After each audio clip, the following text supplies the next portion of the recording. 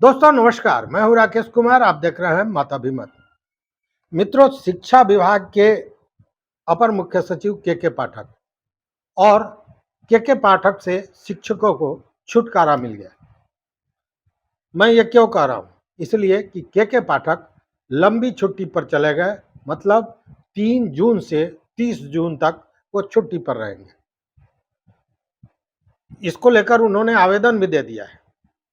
और कल तो आप जानते हैं कि इलेक्शन है पटना में, और उसके बाद रविवार है, मतलब सोमवार से वो छुट्टी पर चले गए। बताते हैं कि वो दिल्ली रवाना भी हो चुके हैं। लेकिन हमने जो कहा कि उनसे मिल जाएगी छुटकारा, वो क्यों कहा?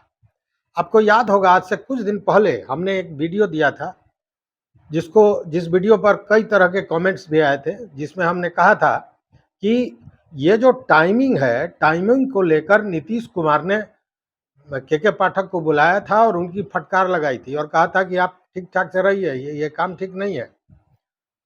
उस समय हमने कहा था कि सीएम ने कहा है कि जैसे चुनाव समाप्त होता है उसके बाद आप समय सारणी को सही कीजिए। वो जो 6 बजे से और 1:30 बजे वाला समय सारणी इन्होंने बनाया था, उसको लेकर वो विवाद हुआ था, जिस पर मुख्यमंत्री ने तल्खी दिखाई थी और उसको लेकर हमने वीडियो बनाया था। हालांकि ये बात सूत्रों से ज्ञात हुई थी। देखिए, अब वो चीज़ें फिर सामने आने लगी, क्योंकि उस समय जो मुख्यमंत्री थे, उन्होंने बाज़ाब्ता बुलाकर और ये कहा था कि ये जो टाइम टेबल आपने किया है, गलत किया है, चुनाव के बाद इसको दुरुस्त कीजिए। इसी बीच जब लगातार सैकड़ों की संख्या में बच्चे, शिक्षक बीमार पड़ने लगे, कई लोगों की मौत हो गई लू और गर्मी में, और इसमें ये स्कूल चला रहे थे 6 बजे से 1:30 बजे तक। इसको लेकर जब हंगामा शुरू हुआ, और हंगामा केवल शिक्षकों के तरफ से हुआ हो ऐसा नहीं है, आपको याद होगा कि सारे एमएलसी विरोध में खड़े हो गए थे। मैं यहाँ तक कि सत्ताधारी दल के लोग भी विरोध में खड़े हो गए थे। और उप मुख्यमंत्री जो हैं विजय सिन्हा, उन्होंने भी अपना बयान दिया था, बजाबते टीवी पर उनका बयान आया था। उन्होंने कहा था कि एक किसी पदाधिकारी की इस तरह की जो जिद है, ये काम करने का तरीका है, ये नहीं चलेगा, इसको दुरुस्त करना पड़ेगा, और नहीं दुरुस्त होगा तो हम लोग दुरुस्त करेंगे। बड़ी तल्खी में उन्होंने बात बताई थी। दूसरी ओर ये तेजस्वी यादव जो राजद के नेता हैं, उन्होंने भी इस पर क्वेश्चन उठाया था कि जब छात्र ही स्कूल में नहीं रहेंगे तो शिक्षकों को बुलाने का औचित्य क्या है? ये जो है सो केवल परेशान करने की राजनीति हो रही है। ये तमाम तरह की भाजपा के कई लोगों ने कहा। और आपको याद होगा नवल किशोर यादव जो भाजपा के ही एमएलसी हैं, उन्होंने तो सीधे मोर्चा खोल दिया के पाठक के खिलाफ, और उन्होंने कहा कि ये एनडीए की सरकार को बदनाम करने की काम कर रहा है ये आदमी।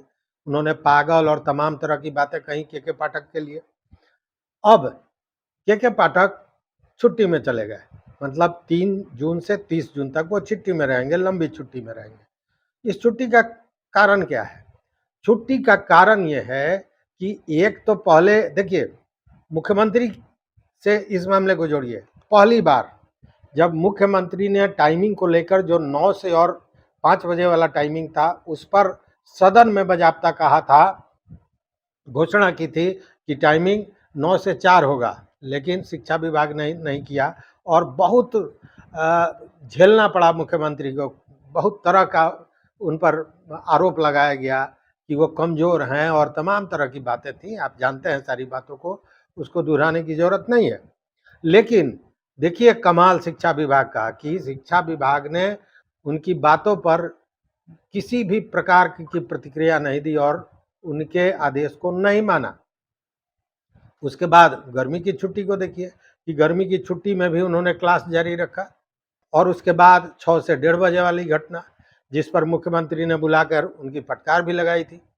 और उसके बाद अभी जब लगातार बच्चे बीमार होने लगे, शिक्षक बीमार होने लगे, कई लोगों की मौत हुई, तो मुख्यमंत्री कार्यालय से बाज़ाब्ते एक प्रेस विज्ञप्ति निकला जिसमें यह कहा गया कि लू और गर्मी जो चल रहा है, इसके मद्देनज़र स्कूल को आपदा प्रबंधन से बात करके और स्कूलों को बंद करने की बात की जाए कि कब तक स्कूल को बंद रखना चाहिए, जिससे बच्चों को कोई हानि नहीं हो, उनके स्वास्थ्य को कोई हानि नहीं हो। इसको लेकर जब मुख्यमंत्री ने कहा तो बजाबते बिहार सरकार के जो सचिव हैं मल्होत्रा साहब, उन्होंने के पाठक को बुलाया और के पाठक के साथ बातचीत की। लेकिन वहां भी के पाठक ने जो मुख्यमंत्री ने कहा था उसमें एक अपना व्यवस्था जुगाड़ सेट कर दिया। उन्होंने कहा कि ठीक है, चूंकि आपदा प्रबंधन की बात हुई थी और उसमें जो मौसम विभाग के लोग थे उन लोगों ने कहा था कि 8 जून तक यही स्थिति बनी रहेगी, गर्मी की लू चलेंगे, हीट वेव चलता रहेगा। तो हुआ कि 8 तारीख तक स्कूलों को बंद कर दिया जाए, लेकिन उसमें अपना पेंच लगा दिया के पाठक ने। उन्होंने कहा कि ठीक है, बच्चों का छुट्टी होगा, शिक्षकों का नहीं होगा। और उसके बाद फिर एक बार हंगामा शुरू हो गया, सारे लोग विरोध में खड़े हो गए। हमने बताया, तेजस्वी यादव ने कहा जब छात्र ही नहीं रहेंगे तो शिक्षकों की जरूरत क्या है, वो क्या करेंगे स्कूल में जाकर, ये परेशान करने की बात है। शिक्षक नेताओं ने भी यही कहा कि ये केवल परेशान करने वाली बात है। सत्ताधारी दल के लोग भी इस पर खुल के विरोध में सामने आए थे। अब ये बात खटकने लगी किसको, तो के पाठक को भी और खटकने लगी नीतीश कुमार को भी। नीतीश कुमार को ये कि बार बार उनकी बात को टाला जा रहा है, उनकी बात को नकारा जा रहा है। और के पाठक को इसलिए खटकने लगा कि के पाठक अपने मन से काम करने के आदी रहे हैं शुरू से, चाहे वो किसी भी विभाग में रहे। तो अब यहाँ उनकी बातों में काट पीट हो रहा है, मतलब उनके बात में संशोधन किया जा रहा है, और ये के पाठक को बर्दाश्त नहीं होगा। क्योंकि के पाठक स्कूल बंद करने के मूड में कहीं से नहीं थे, लेकिन मुख्यमंत्री के कहने के बाद स्कूलों को 8 तारीख तक बंद कर दिया गया, जो के पाठक को चुभ गया। इसके पहले भी देखिए, एक बार इसी तरह की घटना हुई थी जब के पाठक लंबी छुट्टी में चले गए थे, जब शिक्षा विभाग में थे। अब यहाँ भी वही स्थिति है, जब के पाठक के मन के लायक काम नहीं होता है, या यूं कहें कि उनके सिस्टम में किसी भी तरह का व्यवधान आता है, तो वो छुट्टी में चले जाते हैं। लेकिन इस बार स्थितियां और परिस्थितियां बदली हुई हैं, और इसीलिए हमने कहा कि के पाठक से अब मिलेगा छुटकारा। स्थितियां इसलिए बदली हुई हैं कि 4 तारीख के बाद जैसे ही लोकसभा चुनाव का निर्णय आएगा, वैसे ही पूरी सरकार विधानसभा चुनाव के मोड में चली जाएंगी। और के पाठक ने जो फरमान जारी किए हैं, लगातार जो विवादों में रहे हैं, और जहाँ आक्रोश है शिक्षकों में उनको लेकर, ये कहीं ना कहीं इस बार चुनाव में एनडीओ को दिखा भी है, और एनडीओ को उसका खामियाजा भी भुगतना पड़ा है। तो नीतीश कुमार किसी भी शर्त पे, चाहे वो कितने भी उनके अजीज हों के पाठक, अपने राजनीतिक जो उनकी पकड़ है, जो उनका वोट बैंक है, उसको कभी तोड़ना नहीं चाहेंगे। क्योंकि नीतीश कुमार को शिक्षकों का समर्थन मिलता रहा है, इस बार नहीं मिला है, या यूं कहे कि 9 के बराबर मिला है। उस स्थिति में विधानसभा में इतना बड़ा रिस्क वो लेने को तैयार नहीं होंगे, और यही कारण है कि के पाठक लंबी छुट्टी में गए हैं। उन्होंने ईएल का आवेदन भी दे दिया है, और इस छुट्टी से आने के बाद 2 ही स्थितियां बनती है, या तो उनका वो दूसरे विभाग में चले जाएंगे, शिक्षा विभाग को छोड़ेंगे, या वो केंद्रीय प्रतिनियुक्ति पर जैसे थे, हो सकता है कहीं दूसरे जगह चले जाएं। वो इसलिए मैं कह रहा हूं कि अब जब विधानसभा चुनाव जैसे ही मोड में बिहार सरकार आएगी, तो इनकी कोई भी मनमानी नीतीश कुमार बर्दाश्त नहीं करेंगे, और वैसे में सहज ढंग से के पाठक काम नहीं कर पाएंगे। क्योंकि के पाठक के सहजता का मतलब है कि वो जो चाहें, जैसे चाहें वैसे ही हो।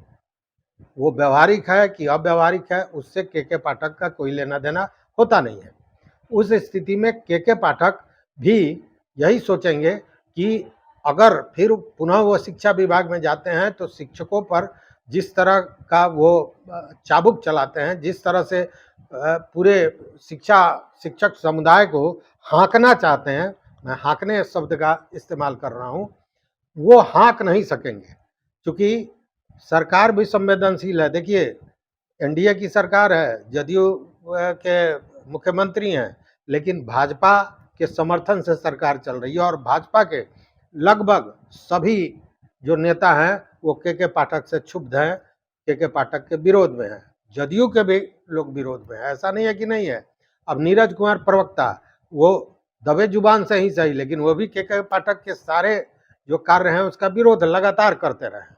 तो उस स्थिति में अगर सारे चीज़ों को हम देखें ऑन दी होल, तो यही समझ में आता है कि के पाठक 3 से 30 तक छुट्टी में है, उसके बाद लौटेंगे तो शिक्षा विभाग में नहीं आएंगे। सूत्रों की माने या जो लोग जुड़े हुए हैं उनसे, उनकी माने, तब भी यही बात सामने आती है कि के पाठक अब आगे शिक्षा विभाग में खुद भी रहना नहीं चाहेंगे और सरकार भी रखना नहीं चाहेगी। एक दूसरा पहलू भी है। दूसरा पहलू यह है कि राम जी के हनुमान यहाँ हुआ करते थे। के पाठक के माध्यमिक शिक्षा निदेशक जो थे कन्हैया प्रसाद, और कन्हैया प्रसाद का आज 31 तारीख को रिटायरमेंट है।